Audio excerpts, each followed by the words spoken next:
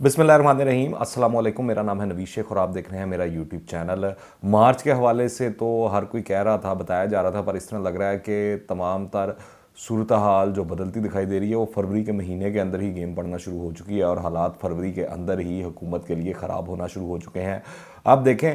तेज़ी से हालात अब कप्तान की गिरफ्त से बाहर निकलते हुए दिखाई दे रहे हैं। दूसरी तरफ ऑपोजिशन पार्टियां जो हैं वो अब मुत्तहिद होती जा रही हैं और लगता है मिलकर तहरीक अदम एतमाद लाने का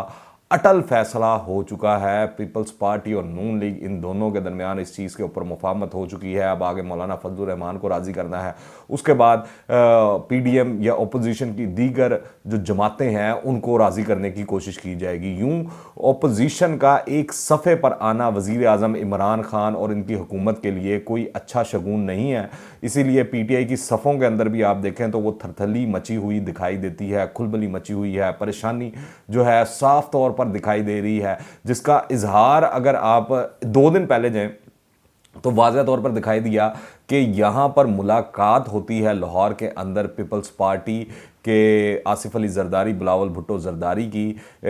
शहबाज शरीफ, मरीम नवाज़, हमजा शहबाज और नून लीग के जो दीगर कायदीन हैं जिस तरह ख्वाजा साद रफ़ीक वगैरह, वो भी इस मीटिंग में मौजूद थे। तो यहाँ मुलाकात होती है और वहाँ से फवाद चौधरी जो हैं बग़ैर कोई वक्फा लिए, बगैर कोई वक्त ज़ाया किए और असद उमर साहब जो हैं ये दोनों आ जाते हैं और प्रेस कॉन्फ्रेंस वहाँ से बैठकर करना शुरू कर देते हैं और सिंगल पॉइंट एजेंडा होता है कि ओपोजिशन जो है वो बिखरी हुई है और वो कुछ नहीं कर सकेगी और जो वो बातें किया करते हैं रूटीन के अंदर वही वहाँ से उन्होंने बातें की कि आप देखें इतना अहम दौरा था वज़ीर आज़म इमरान खान का चीन का, उन्होंने वहाँ की चीज़ें बताने की बजाय कि वहाँ पर इमरान खान साहब क्या कर रहे हैं क्या नहीं कर रहे, उन्होंने ज़रूरी समझा कि ओपोजिशन जो की एक जो मुलाकात हुई है पाकिस्तान के अंदर, लाहौर के अंदर, उसके ऊपर जो है अपना तज्जिया या अपनी जो सोच है, ये पार्टी पॉलिसी जो है वो ज़रूर बयान की जाए।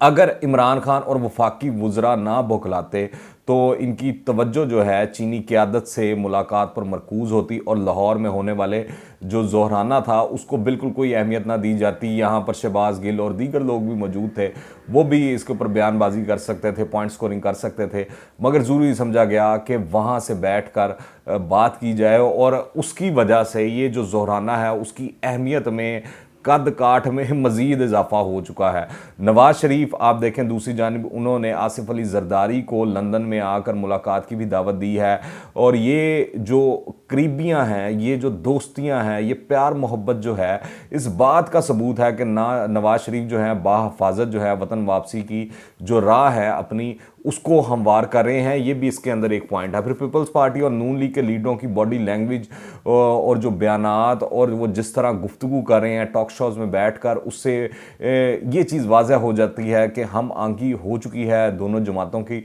के अंदर और उनकी क़यादत के दरमियान भी, और ये किसके इशारे पे हुआ है ये अभी जज करना ज़रूरी है,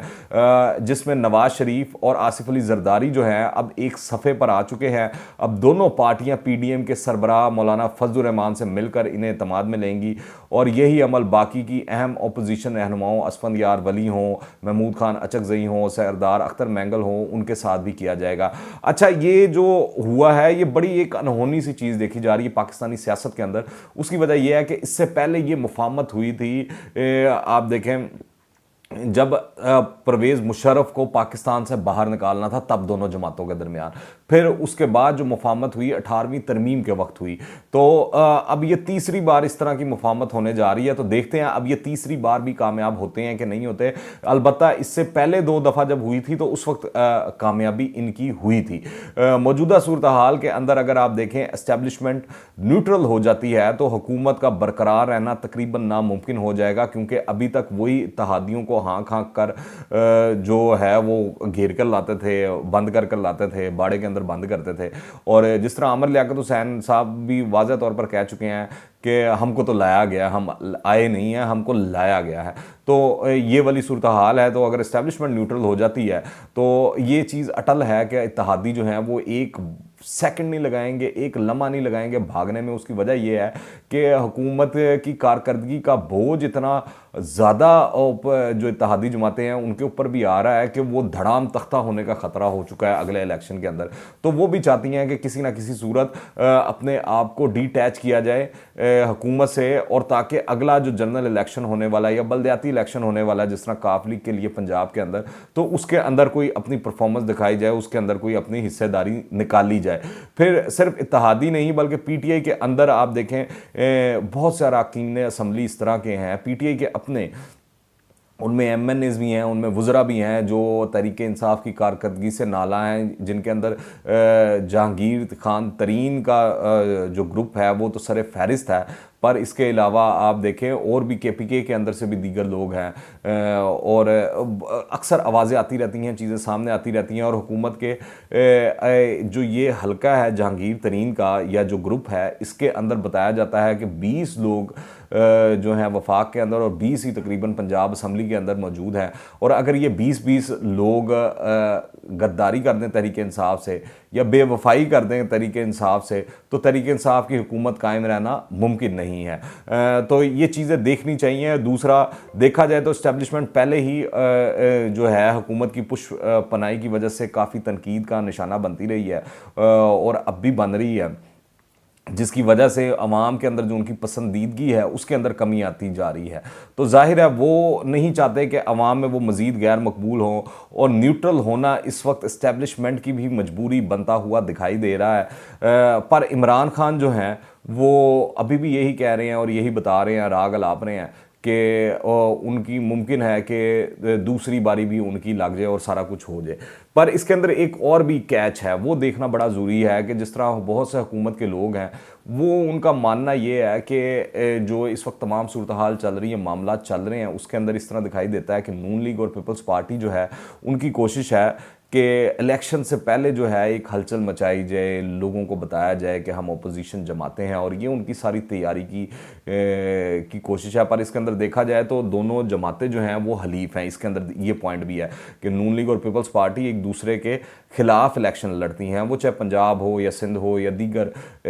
केपीके हो या बलूचिस्तान हो, तो वो एक दूसरे की हलीफ जमातें हैं, इत्तेहादी जमातें नहीं हैं, वो मिलकर इलेक्शन नहीं लड़ सकती और दोनों की अलग-अलग सियासी आइडेंटिटी है। तो अगर वो इस मौके के ऊपर साल पहले जनरल इलेक्शन से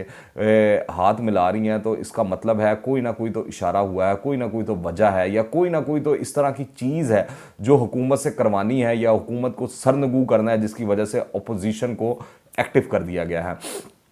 तो इस हवाले से भी लोग सोच रहे हैं, बातें भी कर रहे हैं। फिर हुकूमत के बहुत से वज़रा और हुकूमत के जो तहरीक इंसाफ के अहम लोग हैं उनका ये मानना है कि अगर हुकूमत ने हुकूमत को चलता किया, अपोजिशन ने इस तरह तरीके अदम एतमाद लाकर अगर वो स्पीकर पर पहले लाते हैं और अगर वहाँ पर नंबर गेम पूरी कर लेते हैं, उसके बाद इमरान खान पर लाई जाती है और वहाँ भी कामयाब हो जाते हैं, तो उसके बाद इमरान खान तो एक बिफरे हुए शेर की तरह बाहर आएगा और उसको तो मौका मिल जाएगा कि ये तमाम जो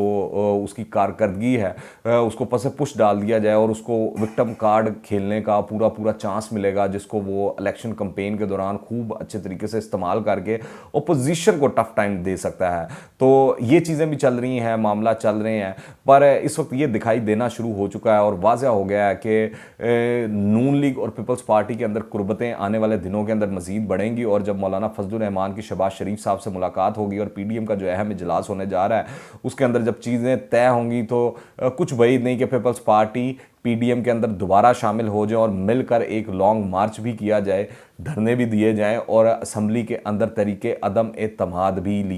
लाई जाए। अब इस हवाले से जो